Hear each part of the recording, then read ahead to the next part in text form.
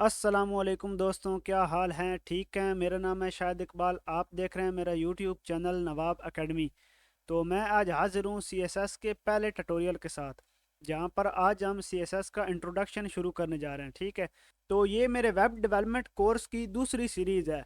पहली सीरीज़ में मैंने पूरी एचटीएमएल कवर की है, आप जाकर मेरे ट्यूटोरियल्स देख सकते हैं। तो ये दूसरी सीरीज़ है जिसमें हम सीएसएस को मुकम्मल तौर पर पढ़ेंगे, बिल्कुल ज़ीरो लेवल से एडवांस लेवल तक इसकी हर एक प्रॉपर्टी को पढ़ेंगे। ठीक है, तो ये इस सीरीज़ की पहली वीडियो है जिसमें आज हम सीएसएस का इंट्रोडक्शन देखेंगे। तो चलिए स्टार्ट करते हैं।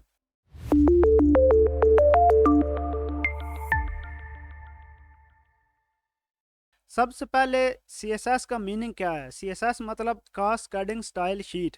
ठीक है, यानी ये एक स्टाइलिंग लैंग्वेज है, एक ऐसी लैंग्वेज है जो कि हम स्टाइलिंग के लिए यूज़ करते हैं। तो जैसा कि आपको पता होगा कि हमने एचटीएमएल जब की थी तो एचटीएमएल में हम सिर्फ बेसिक स्ट्रक्चर बनाते थे, यानी सिर्फ हम वेबसाइट का स्ट्रक्चर बनाते थे। उसमें कोई कलर वगैरह या उसमें कोई भी पोजीशन हम सेट नहीं कर सकते थे, कोई लेआउट सेट नहीं कर सकते थे।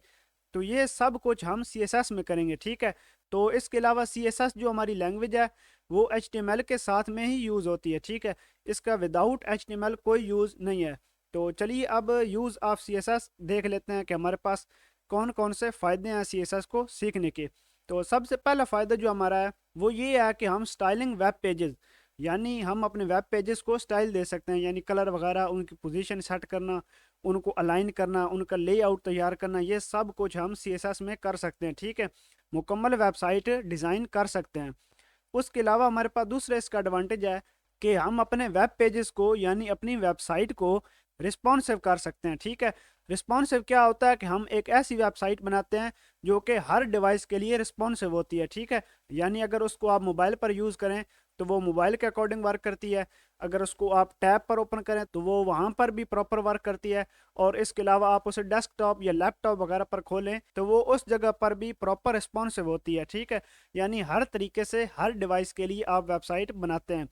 तो इसके अलावा हमारे पास तीसरे इसका एडवांटेज है कि हम अपने वेब पेजेस में एनिमेशन, लेआउट, पोजीशनिंग ऐड कर सकते हैं। ठीक है, एनिमेशन भी आपने कई जगह पर देखी होगी, कोडिंग से जो लोग कर रहे होते हैं, वो भी हम अपने वेब पेज पर सीएसएस से ऐड कर सकते हैं। ठीक है, इसके अलावा लेआउट, पोजीशन वगैरह तो हम लगा ही सकते हैं। इसके अलावा आप मुकम्मल वेबसाइट डिज़ाइन कर सकते हैं। ठीक है, यानी अगर आपको एचटीएमएल और सीएसएस आती है तो आप एक मुकम्मल वेबसाइट डिज़ाइन कर सकते हैं। ठीक है, तो जब डिज़ाइन हो जाती है तो तब उसमें हम जावास्क्रिप्ट, पीएचपी वगैरह लगाते हैं। ठीक है, या डेवलपमेंट की तरफ जाते हैं। तो सबसे पहले जो स्टेप होता है वो वेबसाइट को डिज़ाइन करना ही होता है। ठीक है, तो अगर आप ये दो लैंग्वेज सीख लेते हैं तो आप मुकम्मल वेबसाइट को डिज़ाइन कर सकते हैं। ठीक है, उसके अलावा अब देख लेते हैं कि हमारे पास सीएसएस के कौन कौन से वर्जन हैं और हम कौन सा यूज़ करने जा रहे हैं। ठीक है, तो सबसे पहले हमारे पास सीएसएस जो 1.0 है, जिसे खाली सीएसएस भी कहा जाता है, वो 1996 में आई थी। ठीक है, उसके बाद एक साल बाद ही सीएसएस 2.0 आया था जो कि 1997 में आया था, यानी एक साल बाद ही। ठीक है, और उसके बाद 10 साल बाद सीएसएस 3.0 या CSS3 हम उसे बोलते हैं। ठीक है, वो हमारी 2007 में आई थी, तो वो ही अभी हमारी चल रही है। ठीक है, इसको बनाने वाला हॉकन विलियम लाय, ठीक है, इस शख्स ने सीएसएस को बनाया था। इसके अलावा हम कौन सा यूज़ करने जा रहे हैं अपने ट्यूटोरियल्स में सीएसएस का वर्जन, वो है CSS3। ठीक है, 3.0, यानी हम CSS3 ही यूज़ करने जा रहे हैं। तो अब देख लेते हैं कि आपके पास इसकी रिक्वायरमेंट्स क्या क्या होनी चाहिए। तो सबसे पहले आपके पास एक बेसिक HTML एडिटर होना चाहिए। ठीक है, जैसे हमने HTML में देखा था, और ब्राउज़र भी होना चाहिए।